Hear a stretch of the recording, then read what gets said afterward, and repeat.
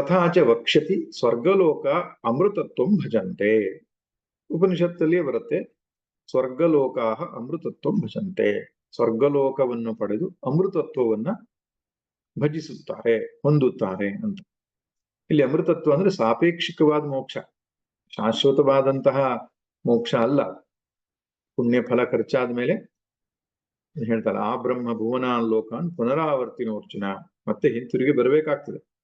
ಆದ್ರೆ ಆ ಒಂದು ಹಂತದಲ್ಲಿ ಅದನ್ನು ಕೂಡ ಅದು ಸಣ್ಣ ವಿಷಯ ಅಲ್ಲ. ಜೀವನ ಪರ್ಯಂತ ಭಗವಂತನನ್ನ ಅನುಸಂಧಾನ ಮಾಡಿ, ಭಕ್ತಿ ಮಾಡಿ, ಧ್ಯಾನ ಮಾಡಿ, ಭಗವಂತನನ್ನ ಸಾಕ್ಷಾತ್ಕಾರ ಮಾಡಿಕೊಂಡು ಆ ಲೋಕಕ್ಕೆ ಹೋಗುವಂಥದ್ದು ಕೂಡ ಒಂದು ವಿಶೇಷವಾದ ಸಾಧನೆಯೇ ಹೌದು. ಆ ದೃಷ್ಟಿಯಿಂದ ಅದನ್ನು ಉಪನಿಷತ್ತು ಅಥವಾ ವಿದ್ಯೆ ಎಂಬುದಾಗಿ ಕರೆದಿದ್ದಾರೆ. ಇನ್ನು ಪೂರ್ವ ಪಕ್ಷಿ ಒಂದು ಪ್ರಶ್ನೆ ಬರ್ತದೆ ಅವನಿಗೆ. ಏನು ಪ್ರಶ್ನೆ? ಉಪನಿಷತ್ತು ಅಂತ ನಾವು ಪುಸ್ತಕದ ಹೆಸರು ಕೇಳಿದ್ದೇವೆ. ಕಠೋಪನಿಷತ್ತು, ಕೇನೋಪನಿಷತ್ತು, ಛಾಂದೋಗ್ಯ ಉಪನಿಷತ್ತು. ಆದ್ರಿಂದ ಪುಸ್ತಕಕ್ಕೆ ಉಪನಿಷತ್ತು ಅಂತ ನಾವು ಕೇಳಿದ್ದೇವೆ ಹೊರತು ಈ ವಿದ್ಯೆಗೆ ಉಪನಿಷತ್ತು ಅಂತ ಹೇಳಿದ್ದು ನಮ್ಗೆ ಗೊತ್ತಿಲ್ವಲ್ಲ, ಅದು ಹೇಗಾಗ್ತದೆ ಅಂತ ನೋಡಿ. ಇಲ್ಲಿ ಸೂಕ್ಷ್ಮವಾದ ಒಂದು ವಿಷಯ ಇದೆ. ಒಬ್ಬ ಗುರು ಶಿಷ್ಯನಿಗೆ ಉಪನಿಷತ್ ಪಾಠ ಮಾಡ್ತಾನೆ ಅಂದ್ರೆ ಈ ಜೀವ ಬ್ರಹ್ಮೈಕ್ಯ ವಿಚಾರವನ್ನು ತಿಳಿಸ್ಕೊಡೋದೇ ಉಪನಿಷತ್. ನಿಜವಾಗಿ ಜೀವನ್ ಮುಕ್ತನಾದಂತಹ ಒಬ್ಬ ಆಚಾರ್ಯನು ಸಂಪ್ರದಾಯದಿಂದ ಶಾಸ್ತ್ರೀಯವಾಗಿ ತಿಳಿದಂತಹ ಜೀವ ಬ್ರಹ್ಮೈಕ್ಯ ವಿಚಾರವನ್ನ ಶಿಷ್ಯನಿಗೆ ತಿಳಿಸುವುದೇ ಉಪನಿಷತ್ ವಿದ್ಯೆ ಪ್ರದಾನ ಮಾಡುವುದು ಅಂತ. ಅದು ಗ್ರಂಥವನ್ನ ಆಶ್ರಯಿಸಬಹುದು, ಗ್ರಂಥವನ್ನ ಆಶ್ರಯಿಸದೇ ಇರಬಹುದು, ಸಂಸ್ಕೃತದಲ್ಲಿ ಹೇಳ್ಬಹುದು ಅಥವಾ ಯಾವುದೇ ಬೇರೆ ಭಾಷೆಯಲ್ಲಿಯೂ ಕೂಡ ಅವನು ಹೇಳ್ಬೋದು. ಬಟ್ ವಿದ್ಯೆ ಆಗಿರ್ಬೇಕು, ವಿಚಾರ ಸ್ಪಷ್ಟವಾಗಿರ್ಬೇಕು ಅಷ್ಟೇನೆ. ಆದ್ರಿಂದ ಇದು ಮುಖ್ಯ ಆಗ್ತದೆ. ಎಷ್ಟೋ ಜನರಿಗೆ ಪ್ರಶ್ನೆ ಇದೆ, ನಮ್ಗೆ ಸಂಸ್ಕೃತ ಬರಲ್ಲ, ನಾವು ವೇದ ಮಂತ್ರದ ಮೂಲಕ ಹೇಳುವ ಹಾಗಿಲ್ಲ, ಹಾಗೇನೇನೋ ಪ್ರಶ್ನೆಗಳು ಕಾದಿರುತ್ತೆ. ಹಾಗಿಲ್ಲ. ಯಾವ ಭಾಷೆಯಲ್ಲೇ ಆಗಲಿ ಜೀವ ಬ್ರಹ್ಮೈಕ್ಯ ವಿಚಾರವನ್ನ ಸಂಶಯ ಇಲ್ಲದಂತೆ ಸ್ಪಷ್ಟವಾಗಿ ತಿಳಿದರೆ ಅದು ಉಪನಿಷತ್ತನ್ನು ತಿಳಿದ ಹಾಗೆ. ಕನ್ನಡ ಭಾಷೆಯಲ್ಲಿಯೂ ಕೂಡ ಅನೇಕ ಗ್ರಂಥಗಳಿದೆ ಮತ್ತು ಪ್ರಕರಣ ಗ್ರಂಥಗಳು ಅನೇಕ ಇವೆ, ಮತ್ತು ಬೇರೆ ಬೇರೆ ಭಾಷೆಗಳಲ್ಲೂ ಕೂಡ ಆಚಾರ್ಯರು ಬರೆದಿರುವಂಥದ್ದು ಕಾಣುತ್ತೆ. ಅದರಿಂದ ಶಿಷ್ಯ ಒಂದು ಒಳ್ಳೆ ಪ್ರಶ್ನೆ ಕೇಳ್ತಾನೆ. ನನುಚ ಉಪನಿಷತ್ ಶಬ್ದೇನ ಅಧ್ಯೇತಾರೋ ಗ್ರಂಥಂ ಅಭಿಲಪಂತಿ ಗ್ರಂಥಮಪಿ ಅಭಿಲಪಂತಿ ಉಪನಿಷದಂ ಅಧೀಮಹೇ ಇತಿ ಉಪನಿಷದಂ ಅಧ್ಯಾಪಯಾಮಹ ಇತಿ ಚೈಪಂ. ಅಧ್ಯಯನ ಮಾಡುವ ವಿದ್ಯಾರ್ಥಿಗಳು ಹೇಳ್ತಾರೆ, ನಾವು ಉಪನಿಷತ್ತನ್ನು ಅಧ್ಯಯನ ಮಾಡ್ತೇವೆ. ಗುರುಗಳು ಹೇಳ್ತಾರೆ, ನಾನು ಉಪನಿಷತ್ ಪಾಠ ಮಾಡ್ತಾ ಇದ್ದೇನೆ ಅಂತ. ಆದ್ರಿಂದ ಗ್ರಂಥಕ್ಕೆ ಉಪನಿಷತ್ ಅನ್ನೋ ಶಬ್ದ ಇರೋದು ಕಾಣಿಸುತ್ತಲ್ಲ ಪ್ರಶ್ನೆ. ನೈಷ ದೋಷ, ಇದು ದೋಷ ಅಲ್ಲ. ಅವಿದ್ಯಾದಿ ಸಂಸಾರ ಹೇತು ವಿಶರಣಾದೇಹೇ ಸದಿದಾತ್ವರ್ಥಸ್ಯ ಗ್ರಂಥಮಾತ್ರೆ ಅಸಂಭವಾತ್ ವಿದ್ಯಾಯಾಂಚ ಸಂಭವಾತ್. ಈ ಸದ್ಧಾತುವಿನ ಯೋಗದಿಂದ ಉಪನಿಷತ್ತಿಗೆ ಏನು ಬ್ರಹ್ಮವಿದ್ಯೆ ಅಂತ ಕರೆದಿದ್ದೇವೆ, ಆ ಬ್ರಹ್ಮವಿದ್ಯೆಗೆ ಸಂಸಾರಾದಿ ಏನೋ ದೋಷವನ್ನ ನಿವೃತ್ತಿ, ಅವಿದ್ಯಾದಿ ಸಂಸಾರ ಹೇತುವನ್ನ ನಾಶ ಮಾಡುವ ಸಾಮರ್ಥ್ಯ ವಿದ್ಯೆಗಿದೆ, ಬ್ರಹ್ಮವಿದ್ಯೆಗಿದೆ, ಗ್ರಂಥಕ್ಕಿಲ್ಲ. ಆದ್ರಿಂದ ವಿದ್ಯೆಗೆ ಉಪನಿಷತ್ತು ಅಂತ ಕರಿಬೇಕು.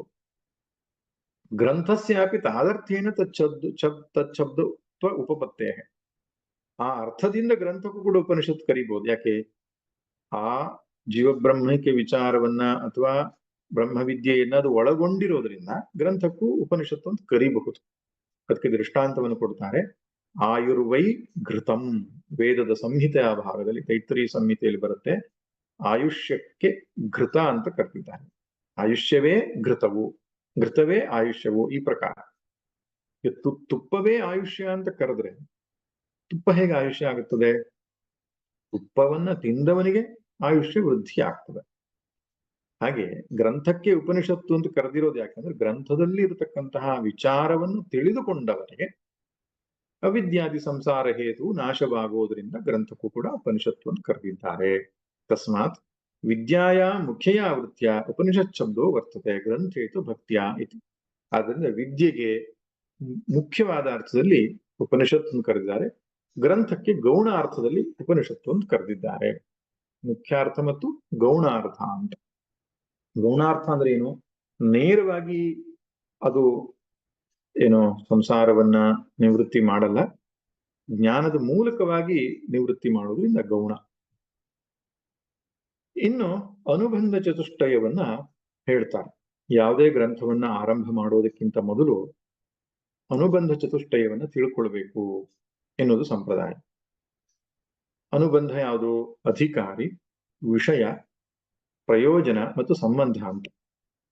ಆ ಗ್ರಂಥವನ್ನ ಓದೋದಕ್ಕೆ ಯಾರು ಅಧಿಕಾರಿ, ಆ ಗ್ರಂಥದಲ್ಲಿ ಏನು ವಿಷಯ ಹೇಳಿದೆ, ಅದನ್ನು ಓದೋದ್ರಿಂದ ನಮ್ಗೆ ಏನ್ ಪ್ರಯೋಜನ ಆಗ್ತದೆ, ಮತ್ತು ಆ ಗ್ರಂಥಕ್ಕೂ ಪ್ರಯೋಜನಕ್ಕೂ ಏನು ಸಂಬಂಧ, ಇದನ್ನ ತಿಳಿದು ನಾವು ಗ್ರಂಥ ಅಧ್ಯಯನವನ್ನು ಮಾಡಬೇಕು ಅನ್ನುವಂಥದ್ದು ವ್ಯವಸ್ಥೆ.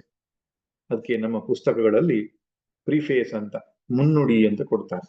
ಅದರಲ್ಲಿ ಗ್ರಂಥದಲ್ಲಿ ಏನು ಹೇಳಿದೆ ಅನ್ನೋದು ಸಂಕ್ಷಿಪ್ತವಾಗಿ ಚರ್ಚೆ ಮಾಡ್ತಾರೆ. ಒಮ್ಮೊಮ್ಮೆ ಬೆನ್ನುಡಿ ಕೂಡ ಇರ್ತದೆ. ಪುಸ್ತಕದ ಹಿಂಭಾಗದಲ್ಲಿಯೂ ಕೂಡ ಆ ಗ್ರಂಥದಲ್ಲಿ ಹೇಳಿರುವ ವಿಷಯಗಳು ಸಂಕ್ಷಿಪ್ತವಾಗಿ ಚರ್ಚೆ ಮಾಡೋದು ಕಾಣುತ್ತೆ. ಆವಾಗ ಅದನ್ನ ತೆಗೆದುಕೊಳ್ಬೇಕು ಬೇಡವೋ ಎನ್ನುವುದು ನಮ್ಗೆ ಗೊತ್ತಾಗ, ಈ ಗ್ರಂಥಕ್ಕೆ ನಾನು ಅಧಿಕಾರಿ ಹೌದು ಅಲ್ವೋ, ನನಗೆ ಇದು ಪ್ರಯೋಜನ ಆಗುತ್ತೋ ಇಲ್ವೋ, ಈ ರೀತಿಯಾದ ತಿಳಿದು ನಾವು ಮುಂದುವರಿಬೇಕಾಗ್ತದೆ. ಅದನ್ನ ನಮ್ಮ ಪರಂಪರೆಯಲ್ಲಿ ಗ್ರಂಥದ ಆರಂಭದಲ್ಲಿಯೇ ಕೊಟ್ಟು ಬಿಡ್ತಾರೆ. ಅದಕ್ಕೆ ಅನುಬಂಧ ಚತುಷ್ಟಯ, 4 ಅನುಬಂಧಗಳು ಅಂತ. ಶಂಕರ ಭಗವತ್ಪಾದರು ಅದನ್ನ ಹೇಳ್ತಾರೆ. ಏವಂ ಉಪನಿಷತ್ ನಿರ್ವಚನೇನೈವ ವಿಶಿಷ್ಟೋಧಿಕಾರಿ ವಿದ್ಯಾಯ ಮುಕ್ತ. ಇಲ್ಲಿ ಅನುಬಂಧ ಚತುಷ್ಟಯವನ್ನ ನಾವು ಹೇಗೆ ಗೊತ್ತು ಮಾಡಿಕೊಳ್ಳೋದು ಅಂದ್ರೆ, ಉಪನಿಷತ್ ಎನ್ನುವ ಶಬ್ದವನ್ನ ವಿವರಿಸುವಾಗಲೇ ಇದು ಗೊತ್ತಾಗ್ಬಿಡ್ತದೆ ಅಂತ. ಉಪನಿಷತ್ ನಿರ್ವಚನೇನೈವ, ನಿರ್ವಚನ ಅಂದ್ರೆ ಅದ್ರ ವಿವರಣೆ. ಉಪನಿಷತ್ ಶಬ್ದವನ್ನು ವಿವರಿಸುವಾಗ ಅವರು ಏನ್ ಹೇಳಿದ್ರು? ಮುಮುಕ್ಷುವಾಗಿರಬೇಕು, ವಿರಕ್ತನಾಗಿರಬೇಕು, ವಿವೇಕಿಯಾಗಿರಬೇಕು, ನಿಶ್ಚಯೇನ ಶೀಲಯಂತಿ ಎನ್ನುವ ಶಬ್ದದಲ್ಲಿ ನಿಶ್ಚಯ ಅನ್ನುವ ಶಬ್ದಕ್ಕೆ ಅರ್ಥ ಶಮಾಧಿ ಷಟ್ಕ ಸಂಪತ್ತಿಯನ್ನು ತೆಗೆದುಕೊಳ್ಳಬಹುದು. ಶೀಲಯಂತಿ, ಪರಿಶೀಲಯಂತಿ, ವಿವೇಕವನ್ನು ತೆಗೆದುಕೊಳ್ಳಬಹುದು. ಮುಮುಕ್ಷು ಮತ್ತು ವಿರಕ್ತ ಸ್ಪಷ್ಟವಾಗಿ ಹೇಳಿಬಿಟ್ಟಿದ್ದಾರೆ.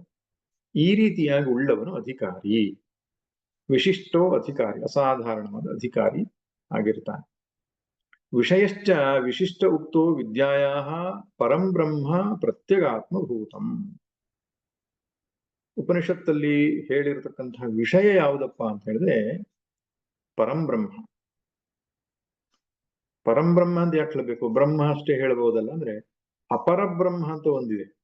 ಪರಬ್ರಹ್ಮ ಅಂದ್ರೆ ಏನು? ಸಗುಣ ಬ್ರಹ್ಮ, ಸವಿಶೇಷ ಬ್ರಹ್ಮ, ಸೋಪಾಧಿಕ ಬ್ರಹ್ಮ, ಅವನೇ ಹಿರಣ್ಯಗರ್ಭ. ಆ ಹಿರಣ್ಯಗರ್ಭ ಗರ್ಭಕ್ಕೆ ಸಂಬಂಧಪಟ್ಟಂತಹ ಉಪಾಸನೆ ಕೂಡ ಇರಬಹುದು. ಆದ್ರೆ ಮುಖ್ಯವಾಗಿ ಉಪನಿಷತ್ತುಗಳಲ್ಲಿ ಚರ್ಚಿಸಿರುವುದು ಬ್ರಹ್ಮವಿದ್ಯೆ, ಅಂದ್ರೆ ಪರಬ್ರಹ್ಮ ವಿದ್ಯೆ, ಅಪರಬ್ರಹ್ಮ ವಿದ್ಯೆ ಅಲ್ಲ. ಅಲ್ಲಲ್ಲಿ ಬರುತ್ತೆ, ಇಲ್ಲ ಅಂತಲ್ಲ. ಚಾಂದೋಗ್ಯ, ಬೃಹದಾರಣ್ಯಕಗಳಲ್ಲಿ ಅನೇಕ ಉಪಾಸನೆಗಳನ್ನು ಕೊಟ್ಟಿರೋದು ಕಾಣುತ್ತೆ. ಆದರೆ ಮುಖ್ಯವಾಗಿ ಉಪನಿಷತ್ತು ತಿಳಿಸಬೇಕಾದದ್ದು ಜೀವ ಬ್ರಹ್ಮೈಕ್ಯ ವಿಚಾರವನ್ನ. ಅಂದ್ರೆ ಪರಬ್ರಹ್ಮ ಪ್ರತ್ಯಗಾತ್ಮಭೂತಂ, ಪರಬ್ರಹ್ಮದ ಬಗ್ಗೆ ಬರುತ್ತೆ. ಆ ಪರಬ್ರಹ್ಮ ಯಾರಪ್ಪ ಅಂದ್ರೆ ಪ್ರತ್ಯಗಾತ್ಮಭೂತಂ, ನಮ್ಮೊಳಗಡೆ ಇರತಕ್ಕಂತಹ ಆತ್ಮನೇ ಪರಬ್ರಹ್ಮನಾಗಿದ್ದಾನೆ. ಇದೇ ವಿಷಯವನ್ನ ಉಪನಿಷತ್ತು ತಿಳಿಸಿಕೊಡುತ್ತೆ. ಇನ್ನು ಪ್ರಯೋಜನಂಚಾಸ್ಯ ಆತ್ಯಂತಿಕಿ ಸಂಸಾರ ನಿವೃತ್ತಿರ್ ಬ್ರಹ್ಮಪ್ರಾಪ್ತಿ ಲಕ್ಷಣ. ಉಪನಿಷತ್ತನ್ನ ತಿಳಿಯುವುದರಿಂದ ಆಗುವ ಪ್ರಯೋಜನ ಏನಪ್ಪಾ ಅಂದ್ರೆ, ಅದು ಕೂಡ ಉಪನಿಷತ್ ಶಬ್ದ ನಿರ್ವಚನದಲ್ಲಿ ಗೊತ್ತಾಗಿದೆ ನಮ್ಗೆ. ಏನಂತ? ಆತ್ಯಂತಿಕ ಸಂಸಾರ ನಿವೃತ್ತಿ, ಆತ್ಯಂತಿಕಿ ಸಂಸಾರ ನಿವೃತ್ತಿ ಬ್ರಹ್ಮಪ್ರಾಪ್ತಿ ಲಕ್ಷಣ. ಸಂಸಾರ ಅಂದ್ರೆ ಯಾವುದು? ಅವಿದ್ಯಾ ಕಾಮಕರ್ಮ ಎನ್ನುವಂತಹ ಕಾಮಕರ್ಮ, ಕರ್ಮದಿಂದ ಬರತಕ್ಕಂಥ ಸುಖ ದುಃಖಾದಿ ಫಲಗಳು, ಇದೆಲ್ಲ ಒಂದು ಸೀರೀಸ್. ಇವಿಷ್ಟು ಕೂಡ ನಿವೃತ್ತಿ ಆಗತ್ತೆ ಆತ್ಯಂತಿಕವಾಗಿ, ಅಂದ್ರೆ ಸಂಪೂರ್ಣವಾಗಿ, ಸ್ವಲ್ಪವೂ ಉಳಿದುಕೊಳ್ಳದಂತೆ ನಿವೃತ್ತಿ ಆಗ್ತದೆ. ಹೇಗೆ? ಬ್ರಹ್ಮ ಪ್ರಾಪ್ತಿಯಾಗುವ ಮೂಲಕವಾಗಿ. ಈ ಜೀವನೇ ಪರಬ್ರಹ್ಮನಿದ್ದಾನೆ ಎಂಬುದನ್ನು ತಿಳಿಯುವುದರ ಮೂಲಕವಾಗಿ ಆತ್ಯಂತಿಕ ಸಂಸಾರ ನಿವೃತ್ತಿಯಾಗುವುದೇ ಫಲ. ಇನ್ನು ನಮಗೆ ಗೊತ್ತಾಯ್ತು ಅಧಿಕಾರಿ ಯಾರು, ವಿಷಯ ಏನು, ಫಲ ಏನು, ಸಂಬಂಧ ಏನು ಎಂದು ಹೇಳ್ಬೋದು. ಸಂಬಂಧಶ್ಚೈವಂ ಭೂತ ಪ್ರಯೋಜನೇನ ವಿದ್ಯಾಯಾ ಕರತಲನ್ಯಸ್ತ ಆಮಲಕವತ್ ಪ್ರಕಾಶಕತ್ವೇನ ವಿಶಿಷ್ಟಾಧಿಕಾರಿ ವಿಷಯ ಪ್ರಯೋಜನ ಸಂಬಂಧ ಏತಾವಲ್ಯೋ ಭವಂತಿ. ಅಂದ್ರೆ ಈ ವಲ್ಲಿಗಳಲ್ಲಿ 6 ವಲ್ಲಿಗಳಲ್ಲಿ ಅಂದ್ರೆ ಕಠೋಪನಿಷತ್ತಿನಲ್ಲಿ ಬ್ರಹ್ಮವಿದ್ಯೆಯನ್ನು ಪ್ರಕಾಶಿಸುವುದೆಂಬುದು ಆಗ್ತದೆ. ಅಂದ್ರೆ ಬೋಧ್ಯ ಬೋಧಕ ಸಂಬಂಧ ಅಂತ ಹೇಳ್ತಾರೆ. ಗ್ರಂಥ ಎನ್ನುವಂಥದ್ದು ಬೋಧಕ, ಅದು ಆತ್ಮವಿದ್ಯೆಯನ್ನು ಬೋಧಿಸ್ತದೆ. ಅದೇ ಉಪನಿಷತ್ತಿಗೂ ಮೋಕ್ಷಕ್ಕೂ ಇರತಕ್ಕಂಥ ಸಂಬಂಧ. ಪ್ರಕಾಶಕ ಪ್ರಕಾಶ ಸಂಬಂಧ ಎಂಬುದಾಗಿ ಹೇಳ್ತಾರೆ. ಈ ಉಪನಿಷತ್ತಿನ ಜ್ಞಾನವನ್ನು ತಿಳಿಯುವುದರಿಂದ ನಮಗೆ ಮೋಕ್ಷ ಉಂಟಾಗುತ್ತದೆ ಎಂಬಂಥದ್ದೇ ಅದಕ್ಕೆ ಇರತಕ್ಕಂಥ ಬೋಧ್ಯಬೋಧಕ ಸಂಬಂಧ. ಇನ್ನೊಂದಿದೆ ಚೋದ್ಯ ಚೋದಕ ಸಂಬಂಧ ಅಂತ. ಈಗ ಪೂರ್ವಮೀಮಾಂಸಾ ಭಾಗವನ್ನ ನೀವು ಓದಿದ್ರೆ ಯಜ್ಞ ಯಾಗಾದಿಗಳ ಬಗ್ಗೆ ವಿವರಣೆ ಬರುತ್ತದೆ ಅದರಲ್ಲಿ, ವೇದ ಪೂರ್ವದಲ್ಲಿ. ಆ ಯಜ್ಞ ಯಾಗಾದಿಗಳ ವಿವರಣೆಯನ್ನ ಬರೀ ಕೇಳುವುದರಿಂದಷ್ಟೇ ನಮಗೆ ಅದರ ಫಲ ಸಿಗಲ್ಲ. ಅದರ ಫಲವಾದ ಸ್ವರ್ಗ ಪ್ರಾಪ್ತಿ ಮುಂತಾದವುಗಳಿಗೆ ನಾವು ಕರ್ಮವನ್ನು ಮಾಡಬೇಕಾಗ್ತದೆ. ಆದ್ರಿಂದ ಪೂರ್ವಮೀಮಾಂಸವನ್ನು ಚೋದ್ಯ ಚೋದಕ ಸಂಬಂಧ ಅಂತ ಹೇಳ್ತಾರೆ.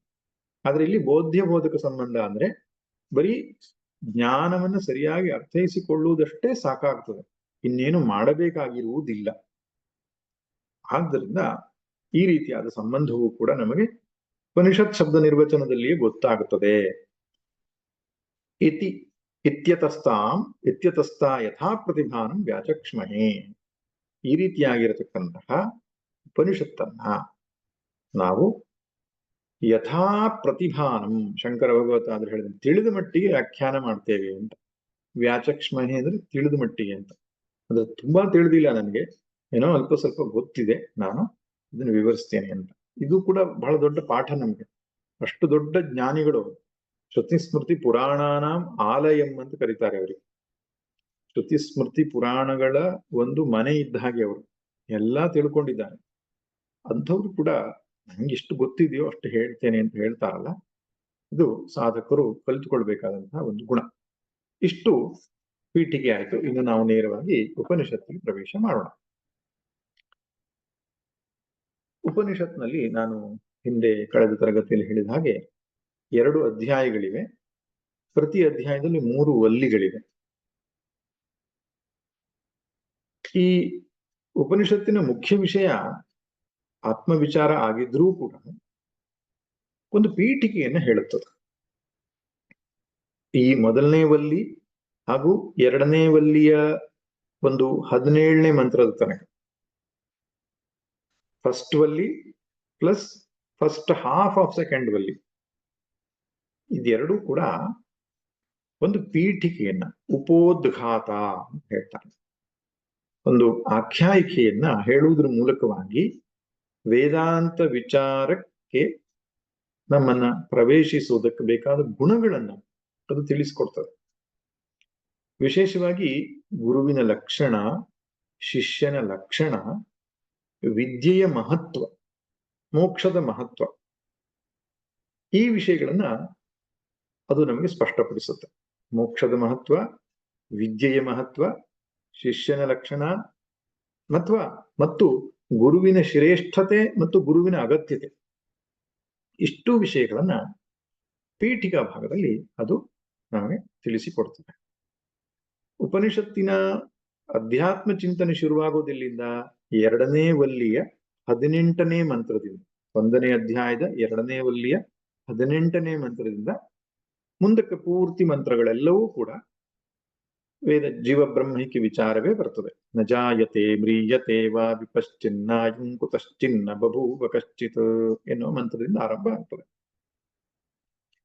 ಈಗ ಮೊದಲನೇ ವಲ್ಲಿ ತೆಗೆದುಕೊಳ್ಳೋಣ. ಮೊದಲನೇ ವಲ್ಲಿಯಲ್ಲಿ 29 ಮಂತ್ರಗಳಿವೆ. ಆ 29 ಮಂತ್ರಗಳನ್ನ 3 ಮುಖ್ಯ ವಿಷಯಗಳಾಗಿ ನಾವು ವಿಭಾಗ ಮಾಡಬಹುದು. ಮೊದಲನೇ ಮಂತ್ರದಿಂದ 9ನೇ ಮಂತ್ರದ ತನಕ ಆಖ್ಯಾಯಿಕೆ, ಒಂದು ಕಥೆಯನ್ನ ಹೇಳುತ್ತೆ. ಸಂಸ್ಕೃತದಲ್ಲಿ ಕಥೆಗೆ ಏನ್ ಹೇಳ್ತಾರೆ? ಆಖ್ಯಾಯಿಕ ಅಂತ ಹೇಳ್ತಾರೆ.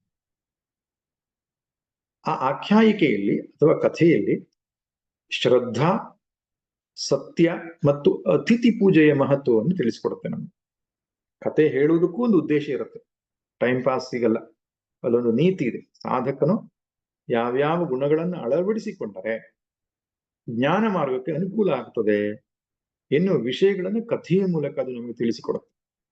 ಮತ್ತೆ ಲೌಕಿಕ ಜೀವನದಲ್ಲಿಯೂ ಮುಖ್ಯವಾದ ಸಂದೇಶಗಳನ್ನ ಅದು ತಿಳಿಸಿಕೊಡ್ತದೆ. ಆದ್ರಿಂದ 1 ರಿಂದ 9 ತನಕ ಆಖ್ಯಾಯಿಕ ಅಥವಾ ಕಥಾಭಾಗ, ಅದರಲ್ಲಿ ಶ್ರದ್ಧೆ, ಸತ್ಯ ಮತ್ತು ಅತಿಥಿ ಪೂಜನದ ವಿಷಯ ಬರ್ತದೆ. ಇನ್ನು 2ನೇ ಭಾಗ ಯಾವುದಪ್ಪ ಅಂದ್ರೆ 10ನೇ ಮಂತ್ರದಿಂದ 20ನೇ ಮಂತ್ರ ತನಕ 11 ಮಂತ್ರಗಳಲ್ಲಿ 3 ವರಗಳನ್ನ ನಚಿಕೇತ ಕೇಳಿದ್ದು ಮತ್ತು ಯಮನೋದಕ್ಕೆ ಅನುಗ್ರಹವನ್ನು ಮಾಡಿದ್ದು. ಈ ರೀತಿ ವರತ್ರಯದ ವಿಚಾರ ಬರುತ್ತದೆ. ಇನ್ನು ಕೊನೆಯದಾಗಿ 21ನೇ ಮಂತ್ರದಿಂದ ಆರಂಭ ಮಾಡಿ 29ನೇ ಮಂತ್ರದ ತನಕ ಅಂದ್ರೆ 9 ಮಂತ್ರಗಳಲ್ಲಿ ಶಿಷ್ಯ ಯೋಗ್ಯತಾ ಪರೀಕ್ಷೆ ಬರ್ತದೆ. ಈ ಬ್ರಹ್ಮವಿದ್ಯೆಗೆ ಶಿಷ್ಯನು ಯೋಗ್ಯನಾಗಿದ್ದಾನ ಅಂತ ಅವನ ಬುದ್ಧಿಯನ್ನು ಅಲುಗಾಡಿಸ್ತಾನೆ, ನೋಡ್ತಾನೆ, ಪರೀಕ್ಷೆ ಮಾಡ್ತಾನೆ, ಶಿಷ್ಯನ ಯೋಗ್ಯತೆಯನ್ನ ಪರೀಕ್ಷೆ ಮಾಡ್ತಾನೆ. ಅವಾಗ ಎಷ್ಟು ಸ್ಪಷ್ಟವಾಗಿ ಅವನ ಮುಮುಕ್ಷುತ್ವ, ವೈರಾಗ್ಯ ನಮಗೆ ಗೊತ್ತಾಗ್ತದೆ ನಚಿಕೇತನದು ಎನ್ನುವುದು ನಮಗೊಂದು ದೊಡ್ಡ ಪಾಠ ಆಗ್ತದೆ. ಆ ಪ್ರಕಾರವಾಗಿ 3 ಭಾಗಗಳನ್ನ ಒಳಗೊಂಡಂತ 29 ಮಂತ್ರಗಳ ಮೊದಲನೇ ಮಂತ್ರವನ್ನ ಆರಂಭ ಮಾಡೋಣ. ಓಂ ಉಷನ್ಹ ವೈ ವಾಜಶ್ರವಸ ಸರ್ವ ವೇದ ಸಂದದೌ ತಸ್ಯ ನಚಿಕೇತಾ ನಾಮ ಪುತ್ರ ಆಸ. ಇದು ಮೊದಲನೇ ಮಂತ್ರ. ಯಾವುದೇ ಮಂತ್ರವನ್ನು ಆರಂಭ ಮಾಡೋದಕ್ಕಿಂತ ಮುಂಚೆ ಓಂಕಾರವನ್ನು ಹೇಳಬೇಕು ಅಂತಿದೆ. ಯಾವುದೇ ಪುರುಷ ಸೂಕ್ತವಾಗ್ಲಿ, ಶಾಂತಿ ಮಂತ್ರವಾಗ್ಲಿ, ಓಂ ಶನ್ನೋ ಮಿತ್ರ ಶಂ ವರುಣಃ, ಓಂಕಾರದಿಂದಲೇ ಆರಂಭ ಮಾಡಬೇಕು. ಯೋ ವೇದಾದೌ ಸ್ವರ ಪ್ರೋಕ್ತೋ, ವೇದದ ಆದಿಯಲ್ಲಿ ಹೇಳುವ ಸ್ವರ ಅದು ಓಂಕಾರ ಅಂತ. ಹಾಗೆ ಓಂ ಉಷನ್ಹ ವೈ ವಾಜಶ್ರವಸ ಸರ್ವ ವೇದ ಸಂತತವು. ಉಷನ್ ಅಂದ್ರೆ ಕಾಮಯಮಾನಃ, ಬಯಕೆ ಉಳ್ಳವನಾಗಿ. ಹವೈ, ಹವೈ ಹ ವಾ ಅಂತ ಅದಕ್ಕೆ ಅರ್ಥ. ವಾ ಅನ್ನೋದೇ ಮುಂದಿನ ಶಬ್ದಕ್ಕೆ ಅನುಸಾರವಾಗಿ ವೈ ಅಂತ ಆಗಿದೆ. ಆದ್ರಿಂದ ಹವಾ ಎನ್ನುವಂತಹ 2 ನಿಪಾತಗಳು ಅಂತ ಹೇಳ್ತಾರೆ ಸಂಸ್ಕೃತದಲ್ಲಿ. ಅದಕ್ಕೆ ವಿಶೇಷ ಅರ್ಥಗಳಿಲ್ಲ. ಆ 2 ನಿಪಾತಗಳು ಇತಿವೃತ್ತವನ್ನು ತಿಳಿಸ್ಕೊಡ್ತದೆ. ಹಿಂದೆ ನಡೆದಿತ್ತು, ಹಿಂದೆ ಹೀಗೆ ಆಗಿತ್ತು ಅಂತ ಹಿಂದೆ ನಡೆದ ಘಟನೆಯನ್ನು ನೆನಪಿಸುವುದಕ್ಕೋಸ್ಕರ ಆ 2 ಶಬ್ದಗಳು ಅಂತ ಕರೆಯೋಣ. ಹ ಮತ್ತು ವಾ ಅಂತ. ವಾಜಶ್ರವಸಃ, ವಾಜಶ್ರವಸನು ಸರ್ವ ವೇದಸಂ ದದೌ, ತನ್ನೆಲ್ಲ ಸಂಪತ್ತನ್ನು ದದೌ ಕೊಟ್ಟನು. ಸರ್ವ ಅಂದ್ರೆ ಎಲ್ಲ, ವೇದಸಂ ಅಂದ್ರೆ ಸಂಪತ್ತು, ಹೊಂದಿದಂತಹ ವಸ್ತುಗಳು, ಅವುಗಳನ್ನ ಕೊಟ್ಟನು. ತಸ್ಯ ನಚಿಕೇತ ನಾಮ ಪುತ್ರ ಆಸ, ಅವನಿಗೆ ನಚಿಕೇತ ಎನ್ನುವ ಮಗನಿದ್ದ ಅಂತ. ಇಲ್ಲಿ ಸ್ವಲ್ಪ ಶಂಕರ ಭಾಷೆ ನೋಡೋಣ. ತತ್ರ ಆಖ್ಯಾಯಿಕ ವಿದ್ಯಾಸ್ತುತ್ಯರ್ಥ. ಇಲ್ಲಿ ಆಖ್ಯಾಯಿಕೆ ಅಥವಾ ಕಥೆ ಬಂದಿರೋದು ಯಾಕೆ? ವಿದ್ಯೆಯನ್ನು ಸ್ತುತಿಸುವುದಕ್ಕಾಗಿ. ಅದೇ ಅದ್ರ ಉದ್ದೇಶ. ಕಥೆಯನ್ನು ಜಾಸ್ತಿ ವಿಶ್ಲೇಷಣೆ ಮಾಡ್ಲಿಕ್ಕೆ ಹೋಗ್ಬಾರ್ದು. ಅದರಲ್ಲಿ ಯಾವ ಮೆಸೇಜ್ ಇದೆಯೋ ಅದು ತೆಗೆದುಕೊಳ್ಬೇಕು. ಕೆಲವರು ಚರ್ಚೆ ಮಾಡ್ತಾರೆ, ಉದಾಹರಣೆಯನ್ನೇ ಇಟ್ಕೊಂಡು ತುಂಬಾ ಚಿಂತನೆ ಮಾಡ್ಲಿಕ್ಕೆ ಹೋಗ್ತಾರೆ. ಉದಾಹರಣೆಗೆ ಒಂದು ಉದ್ದೇಶ ಇದೆ, ಒಂದು ಸೀಮಿತವಾದ ವ್ಯಾಪ್ತಿ ಇದೆ. ಆ ವ್ಯಾಪ್ತಿ ಒಳಗಡೆಯೇ ಉದಾಹರಣೆಯನ್ನು ಪರಿಶೀಲನೆ ಮಾಡಬೇಕು. ಆದ್ರಿಂದ ವಿದ್ಯಾಸ್ತುತಿಗಾಗಿ ಬಂದಿರತಕ್ಕಂಥ ಕಥೆ. ಯಾಕಂದ್ರೆ ನಚಿಕೇತ ಸ್ವರ್ಗಲೋಕ ಯಮಲೋಕಕ್ಕೆ ಹೇಗೆ ಹೋದ, ಸಶರೀರವಾಗಿ ಹೋದ್ನೋ ವಿಷರೀರವಾಗಿ ಹೋದ್ನೋ, ಇದೆಲ್ಲ ಚರ್ಚಿಸುವಂಥದ್ದಲ್ಲ. ಮುಖ್ಯವಾಗಿ ಸಂಗತಿ ಏನು, ಸಂದೇಶ ಏನು ನೋಡೋಣ. ಉಷನ್ ಕಾಮಯಮಾನಃ ಹವೈ ಇತಿ ವೃತ್ತಾರ್ಥ ಸ್ಮರಣಾರ್ಥೋ ನಿಪಾತೋ. ಹಿಂದೆ ವಾಜಶ್ರವ ಎನ್ನುವಂತಹ ಒಬ್ಬ ಬ್ರಾಹ್ಮಣ ಇದ್ದ. ಅವನು ವೈದಿಕ ಬ್ರಾಹ್ಮಣನಾಗಿದ್ದ. ಅತ್ಯಂತ ಚೆನ್ನಾಗಿ ವೈದಿಕ ಕರ್ಮಗಳನ್ನ ಅವನು ಪಾಲಿಸ್ತಾ ಇದ್ದ ಅಂತ ಅವನ ಹೆಸರಿನಿಂದಲೇ ಗೊತ್ತಾಗ್ತದೆ. ಅವನಿಗೆ ವಾಜಶ್ರವ ಅಂತ ಯಾಕೆ ಬಂತು ಅಂದ್ರೆ, ಸಂಸ್ಕೃತದಲ್ಲಿ ವಾಜ ಅಂದ್ರೆ ಅನ್ನ ಅಂತ, ಶ್ರವ ಅಂದ್ರೆ ಪ್ರಸಿದ್ಧಿ ಅಂತ. ಶ್ರವ ಅಂದ್ರೆ ಕೀರ್ತಿ, ಪ್ರಸಿದ್ಧಿ. ವಾಜ ಅಂದ್ರೆ ಅನ್ನ. ಅನ್ನದಾನದಿಂದ ಯಾರು ಕೀರ್ತಿಯನ್ನು ಪಡೆದಿದ್ದನೋ ಅವನಿಗೆ ವಾಜಶ್ರವ ಅಂತ ಕರೀತಾನೆ. ಅನ್ನದಾನ ಮಾಡೋದು ಅಂದ್ರೆ ಏನರ್ಥ? ಅವನು ಅನೇಕ ವಿಧದ ವೈದಿಕ ಯಜ್ಞಗಳನ್ನ ಸಂಪಾದಿಸಿದ್ದನು ಅಂತ ಅರ್ಥ. ಈ ವೈದಿಕ ಯಜ್ಞಗಳನ್ನ ಮಾಡುವಾಗ ಅನ್ನದಾನ ಇಲ್ಲದೇನೆ ಅದು ಸಂಪೂರ್ಣ ಆಗೋದೇ ಇಲ್ಲ. ಹಾಗೆ ಅನೇಕ ಅನ್ನದಾನಗಳನ್ನು ಮಾಡಿದ್ರಿಂದ ಅವನಿಗೆ ಅನ್ನದಾನಪ್ಪ ಅಂತ ಹೆಸರಿತ್ತು ಅಲ್ವಾ, ವಾಜಶ್ರವ ಅಂತ. ಈ ವಾಜಶ್ರವ ಅನ್ನುವಂಥದ್ದು ರೂಢಿಯರ್ಥವೂ ಆಗಿರಬಹುದು ಅಥವಾ ಅನ್ವರ್ಥನಾಮವೂ ಆಗಿರಬಹುದು ಅಂತ ಶಂಕರರು ಹೇಳ್ತಾರೆ. ಆ ವಾಜಶ್ರವನ ಮಗನೇ ವಾಜಶ್ರವಸ್, ನಮ್ಮ ನಚಿಕೇತನ ತಂದೆ. ನಚಿಕೇತನ ತಂದೆಯ ಹೆಸರು ವಾಜಶ್ರವ. ನಚಿಕೇತನ ತಂದೆಯ ಹೆಸರು ವಾಜಶ್ರವಸ್ಸು ಅಥವಾ ವಾಜಶ್ರವಸ್. ಸಂಸ್ಕೃತ ಹಿಂದೆಲ್ಲ ಹಾಗೊಂದು ಪದ್ಧತಿ, ಅಪತ್ಯಂ ಪುಮಾನ್ ಅಂತ. ಜನಕನ ಅಪತ್ಯಂ ಪುತ್ರಿ, ಜನಕನ ಮಗಳು ಜಾನಕಿ, ದಶರಥನ ಮಗನು ದಾಶರಥಿ. ಹೀಗೆ ತಂದೆಯ ಹೆಸರನ್ನು ಅನುಸರಿಸಿ ಇವನಿಗೆ ವಾಜಶ್ರವಸ್ ಅಂತ ಹೆಸರಿರೋದು ಕಾಣಿಸುತ್ತೆ. ಇವನು ಕೂಡ ಸಾಕಷ್ಟು ಅನ್ನದಾನಾದಿಗಳನ್ನು ಮಾಡಿರಬೇಕು, ಆದ್ರಿಂದ ಆ ಹೆಸರು ಮುಂದುವರೆದುಕೊಂಡು ಬಂತು. ಆದ್ರೆ ಮುಂದಿನ ಮಂತ್ರಗಳಲ್ಲಿ ಗೊತ್ತಾಗತ್ತೆ ಅವನಿಗೆ ಉದ್ದಾಲಕ ಅಂತ ಒಂದು ಹೆಸರು ಇದೆ, ಗೌತಮ ಅಂತ ಒಂದು ಹೆಸರು ಇದೆ, ಆರುಣಿ ಅಂತ ಒಂದು ಹೆಸರು ಇದೆ ಅಂತ ಗೊತ್ತಾಗ್ತದೆ. ಮುಂದೆ ನೋಡೋಣ ಸಂದರ್ಭ ಬಂದಾಗ. ಒಟ್ಟಿನಲ್ಲಿ ಆ ನಚಿಕೇತನ ತಂದೆ ಒಂದು ಯಾಗವನ್ನು ಮಾಡ್ತಾನೆ. ಅದಕ್ಕೆ ಸರ್ವಜಿತ್ ಯಾಗ ಅಂತ ಕರೀತಾರೆ, ವಿಶ್ವಜಿತ್ ಯಾಗ ಅಂತ. ವಿಶ್ವಜಿತ್ ಯಾಗ ಅಂತ ಕರೀತಾರೆ. ಸ ವಾಜಶ್ರವ ಸಹ ಕಿಲ್ಲ ವಿಶ್ವಜಿತ ಸರ್ವಮೇಧೇನ ಈಜೆ. ಆ ವಿಶ್ವಜಿತ್ ಯಾಗದ ವಿಶೇಷತೆ ಏನಂದ್ರೆ, ತನ್ನ ಆಸ್ತಿಯನ್ನ ಸರಿಯಾಗಿ ಭಾಗ ಮಾಡಿ ಹೆಂಡತಿಗೆ ಮಕ್ಕಳಿಗೆ ಸಲ್ಲಬೇಕಾದದ್ದು ಕೊಟ್ಟು ತನ್ನ ಪಾಲಿನ ಎಲ್ಲ ವಸ್ತುಗಳನ್ನ ಅವನು ದಾನ ಮಾಡಬೇಕಾಗ್ತದೆ. ಯಜ್ಞದ ಪೂರ್ಣಾಹುತಿಯ ಸಂದರ್ಭದಲ್ಲಿ ತನಗೆ ಸಂಬಂಧಿಸಿದ ಎಲ್ಲ ವಸ್ತುಗಳನ್ನು ದಾನ ಮಾಡಬೇಕಾಗ್ತದೆ. ಸರ್ವವೇದ ಸಂದದೌ, ತನ್ನ ಸಂಪತ್ತನ್ನೆಲ್ಲವನ್ನ ಅವನು ಕೊಟ್ಟನಂತೆ. ಅದರಿಂದ ಶಂಕರರು ಭಾಷೆದಲ್ಲಿ ಬರೀತಾರೆ, ವಿಶ್ವಜಿತ ಸರ್ವಮೇಧೇನ ಈಜೆ. ಅದಕ್ಕೆ ವಿಶ್ವಜಿತ್ ಯಾಗ ಅಂತ. ಸರ್ವಮೇಧೇನ ಅಂದ್ರೆ ಎಲ್ಲವನ್ನು ಸಮರ್ಪಣೆ ಮಾಡುವ ರೂಪದ ಯಾಗ ಅದು. ಹೀಗೆ ನೋಡಿ, ವಿಶ್ವವನ್ನ ಗೆಲ್ಲಬೇಕಾದ್ರೆ ಹೇಗೆ ಗೆಲ್ಲೋದು? ವಿಶ್ವದ ಎಲ್ಲವನ್ನ ತನದು ಅಂತ ಪಡೆದುಕೊಳ್ಳೋದಲ್ಲ, ತನದಾದ ಎಲ್ಲವನ್ನು ಕೊಟ್ಟು ಬಿಡೋದ್ರಿಂದ, ಅಂದ್ರೆ ಎಲ್ಲವನ್ನು ತ್ಯಾಗ ಮಾಡೋದ್ರಿಂದ ವಿಶ್ವವನ್ನು ಗೆಲ್ಲಿಕ್ಕೆ ಆಗ್ತದೆ ಅಂತ ವೈದಿಕ ಚಿಂತನೆ. ಎಷ್ಟು ಚೆನ್ನಾಗಿದೆ. ತಸ್ಯ ಯಜಮಾನಸ್ಯ ನಚಿಕೇತ ನಾಮ ಪುತ್ರ ಕಿಲ ಆಸ ಬಭುವ.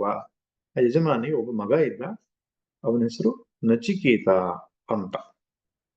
ಪುತ್ರ ಎನ್ನುವ ಶಬ್ದಕ್ಕೆ ವ್ಯುತ್ಪತ್ತಿ ಏನಪ್ಪಾ ಅಂದ್ರೆ, ಪುನ್ನಾಮ ನರಕಾತ್ ತ್ರಾಯತೆ ಇತಿ ಪುತ್ರ ಅಂತ ಹೇಳ್ತಾರೆ. ಪುನ್ ಎನ್ನುವಂತಹ ಒಂದು ನರಕ ಇದೆಯಂತೆ, ಅದನ್ನ ಅವನು ದಾಟಿಸ್ತಾನೆ. ಅಂದ್ರೆ ಪುನ್ ಎನ್ನುವುದು ಒಂದು ಸಂಕೇತ, ಎಲ್ಲಾ ನರಕವನ್ನು ದಾಟಿಸುವವನು ಪುತ್ರ. ನರಕವನ್ನ ಕೊಡುವವನಲ್ಲ. ಕೆಲವರು ಬದುಕಿದ್ದಾಗಲೇ ನರಕ ಕೊಡ್ತಾರೆ, ಅವರಲ್ಲ. ಬದುಕಿದ್ದಾಗಲೂ ಸುಖವನ್ನು ಕೊಟ್ಟು ಸತ್ತ ಮೇಲೂ ನರಕವನ್ನ ದಾಟಿಸುವವನು ಪುತ್ರ ಅಂತ ಶಾಸ್ತ್ರ ಹೇಳ್ತಾನೆ. ಅಂತಹ ಒಬ್ಬ ಪುತ್ರ ಇದ್ದ. ಯಾರಿಗೆ? ವಾಜಶ್ರವಸ್ಸನಿಗೆ. ಅವನ ಹೆಸರು ನಚಿಕೇತ. ಇಲ್ಲಿ ಒಂದು ಶಬ್ದ ಬರುತ್ತೆ ಆರಂಭದಲ್ಲಿ, ಉಷನ್ ಅನ್ನೋ ಶಬ್ದ. ಉಷನ್ ಎನ್ನುವ ಶಬ್ದಕ್ಕೆ ಅರ್ಥ ಕಾಮಯಮಾನಃ, ಬಯಕೆ ಉಳ್ಳವನಾಗಿ ಯಾಗವನ್ನು ಮಾಡಿದನು. ವೇದ ನಮ್ಗೆ ಏನ್ ಹೇಳುತ್ತೆ? ಯಾಗವನ್ನ ಎರಡು ರೀತಿಯಲ್ಲಿ ಮಾಡಬಹುದು. ಬಯಕೆ ರಹಿತವಾಗಿ, ಬಯಕೆ ಸಹಿತವಾಗಿ ಮಾಡೋದು. ಬಯಕೆ ಸಹಿತವಾಗಿ ಮಾಡಿದ್ರೆ ಅದಕ್ಕೆ ಹೆಸರು ಸಕಾಮ ಕರ್ಮ. ಬಯಕೆ ಇಲ್ಲದೆ ಮಾಡಿದ್ರೆ ಅದಕ್ಕೆ ಹೆಸರು ನಿಷ್ಕಾಮ ಕರ್ಮ. ಸಕಾಮ ಕರ್ಮಕ್ಕೆ ಉದ್ದೇಶ ಏನು? ಅವನೇನೋ ಒಂದು ಬಯಕೆ ಇರುತ್ತೆ, ಆ ಯಜ್ಞಕ್ಕೆ ಒಂದು ಉದ್ದೇಶ ಇರ್ತದೆ. ಈಗ ವಿಶ್ವಜಿತ್ ಯಾಗದ ಉದ್ದೇಶ ಯಾವುದು? ಜಗತ್ತಿನ ಎಲ್ಲವನ್ನ ಗೆಲ್ಲುವುದು ಅಂದ್ರೆ ಅರ್ಥ ಅವನು ಸ್ವರ್ಗಲೋಕ ಪ್ರಾಪ್ತಿಯೂ ಆಗಬಹುದು. ಸ್ವರ್ಗಲೋಕ ಪ್ರಾಪ್ತಿಯು ಕೂಡ ಅದರ ಉದ್ದೇಶ ಆಗಿರಬಹುದು.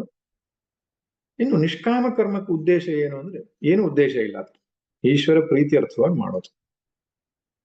ಆದ್ರಿಂದ ಸಕಾಮ ಕರ್ಮವು ಆ ಫಲವನ್ನ ಕೊಟ್ಟು ನಷ್ಟವಾಗ್ತದೆ. ಕರ್ಮಕ್ಕೊಂದು ಫಲ ಇರಲೇಬೇಕಲ್ವೇ? ಆದ್ರೆ ನಿಷ್ಕಾಮ ಕರ್ಮ ಅನ್ನುವಂಥದ್ದು ಏನಾಗುತ್ತೆ, ಅದು ಬಾಹ್ಯ ಲೌಕಿಕ ಫಲಗಳನ್ನೇನೂ ಕೊಡಲ್ಲ. ಆದರೆ ಚಿತ್ತ ಶುದ್ಧಿ ಎನ್ನುವ ಫಲವನ್ನು ಕೊಡ್ತದೆ. ಈಗ ವಿಷ್ಣು ಸಹಸ್ರನಾಮ ಪಾರಾಯಣವನ್ನ ಸಕಾಮವಾಗಿಯೂ ನಿಷ್ಕಾಮವಾಗಿ ಮಾಡಬಹುದು. ಸಕಾಮವಾಗಿ ಮಾಡಿದ್ರೆ ನಾವು ಯಾವ ಉದ್ದೇಶಕ್ಕೆ ಮಾಡುತ್ತೇವೋ ಆ ಉದ್ದೇಶವನ್ನು ಕೊಟ್ಟು ಅದರ ಪುಣ್ಯ ನಷ್ಟ ಆಗ್ತದೆ. ನಿಷ್ಕಾಮವಾಗಿ ಮಾಡಿದರೆ ಅದು ನಷ್ಟ ಆಗಲ್ಲ, ಅದು ಒಳಗಡೆಯ ಒಂದು ಬದಲಾವಣೆಗೆ, ಅಧ್ಯಾತ್ಮ ಪ್ರಗತಿಗೆ, ಚಿತ್ತಶುದ್ಧಿಗೆ ಅದು ಕಾರಣ ಆಗ್ತದೆ. ಆದ್ದರಿಂದ ಸಕಾಮ ಕರ್ಮವನ್ನು ಮಾಡುವಾಗ ವಿಧಿಯುಕ್ತವಾಗಿ ಮಾಡಬೇಕು, ಸರಿಯಾಗಿ ವಿಧಿವಿಧಾನಗಳನ್ನು ತಿಳಿದು ಮಾಡಬೇಕಾಗ್ತದೆ. ಅದು ವಿಧಿಯಲ್ಲಿ ತಪ್ಪಿದ್ರೆ ಫಲ ಬರಲ್ಲ.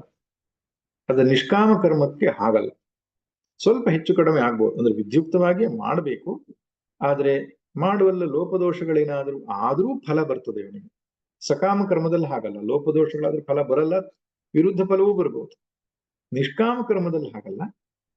ನೇಹಾಭಿಕ್ರಮನಾಶೋಸ್ತಿ ಪ್ರತ್ಯವಾಯೋ ನ ವಿದ್ಯತೆ ಸ್ವಲ್ಪಮಪ್ಯಸ್ಯ ಧರ್ಮಸ್ಯ ತ್ರಾಯತೆ ಮಹತೋ ಭಯಾತ್. ಶ್ರೀಕೃಷ್ಣ ಭಗವದ್ಗೀತೆಯ 2ನೇ ಅಧ್ಯಾಯದಲ್ಲಿ ಹೇಳ್ತಾನೆ, ಈ ನಿಷ್ಕಾಮ ಕರ್ಮಕ್ಕೆ ನ ಅಭಿಕ್ರಮ ನಾಶೋಸ್ತಿ. ಅಭಿಕ್ರಮ ಅಂದ್ರೆ ನೀವು ಮಾಡಿದ ಪ್ರಯತ್ನ, ಏನೊಂದು ಪ್ರಯತ್ನ ಮಾಡ್ತಿರೋ ಮಧ್ಯದಲ್ಲಿ ಅದು ನಿಲ್ಲಿಸ್ಬೇಕಾಯ್ತೋ ಅಥವಾ ಏನೋ ತಪ್ಪು ಹೋಯ್ತೋ, ಆದ್ರೆ ಮಾಡಿದಷ್ಟು ಪ್ರಯತ್ನ ವ್ಯರ್ಥ ಆಗಲ್ಲ. ನ ಅಭಿಕ್ರಮ ನಾಶ ಅಸ್ತಿ, ಅಷ್ಟು ಚಿತ್ತಶುದ್ಧಿಯನ್ನು ಮಾಡುತ್ತೆ ಅಂತ ಅರ್ಥ. ಮತ್ತೆ ಪ್ರತ್ಯವಾಯೋನ ವಿದ್ಯತೆ. ಪ್ರತ್ಯವಾಯ ಅಂದ್ರೆ ಏನು? ತಪ್ಪು ಮಾಡೋದ್ರಿಂದ ಉಂಟಾಗುವಂತಹ ಪಾಪ ಅದು ಬರಲ್ಲ. ಅಷ್ಟೇ ಅಲ್ಲ, 3ನೇ ಪ್ರಯೋಜನ ಏನಿದೆ, ಸ್ವಲ್ಪಮಪ್ಯಸ್ಯ ಧರ್ಮಸ್ಯ ತ್ರಾಯತೆ ಮಹತೋ ಭಯಾತ್. ಸ್ವಲ್ಪವೇ ನಿಷ್ಕಾಮ ಕರ್ಮ ಮಾಡಿದ್ರು ಬಹಳ ದೊಡ್ಡ ಫಲ ಕೊಡ್ತದೆ ಅಂತ ಅಲ್ವೇ? ಮೋಕ್ಷ ಅನ್ನೋದು ಬಹಳ ದೊಡ್ಡ ಫಲ ಅಲ್ವಾ? ಚಿತ್ತಶುದ್ಧಿ, ಅದರಿಂದ ಉಂಟಾಗುವ ಶಾಂತಿ, ಅದೆಷ್ಟು ದೊಡ್ಡ ಫಲ ಅಲ್ವಾ? ಆದ್ರಿಂದ ನಿಷ್ಕಾಮ ಕರ್ಮಕ್ಕೆ ಒಂದು ಬೇರೆ ಫಲ, ಸಕಾಮ ಕರ್ಮಕ್ಕೆ ಒಂದು ಬೇರೆ ಫಲ. ಅದು ಇಲ್ಲಿ ಅವನು ಮಾಡಿದ್ದು ಸಕಾಮವಾದ ಯಜ್ಞ, ಸ್ವರ್ಗ ಪ್ರಾಪ್ತಿಗಾಗಿ ಮಾಡಿರತಕ್ಕಂಥದ್ದು. ಆ ಯಜ್ಞ ಮಾಡುವಾಗ ಎಲ್ಲವನ್ನು ದಾನ ಕೊಡುವ ಸಂದರ್ಭದಲ್ಲಿ ಒಂದು ಸಣ್ಣ ತಪ್ಪು ಘಟಿಸ್ತು ಅವನ ಕಡೆಯಿಂದ. ಅದರ ಬಗ್ಗೆ ನಾವು ಮುಂದಿನ ತರಗತಿಯಲ್ಲಿ ನೋಡೋಣ. ಸರ್ವೇ ಭವಂತು ಸುಖಿನಃ, ಸರ್ವೇ ಸಂತು ನಿರಾಮಯಾಃ, ಸರ್ವೇ ಭದ್ರಾಣಿ ಪಶ್ಯಂತು, ಮಾ ಕಶ್ಚಿತ್ ದುಃಖಭಾಗ್ ಭವೇತ್. ಓಂ ಶಾಂತಿ ಶಾಂತಿ ಶಾಂತಿ. ನಾರಾಯಣ ನಾರಾಯಣ ನಾರಾಯಣ.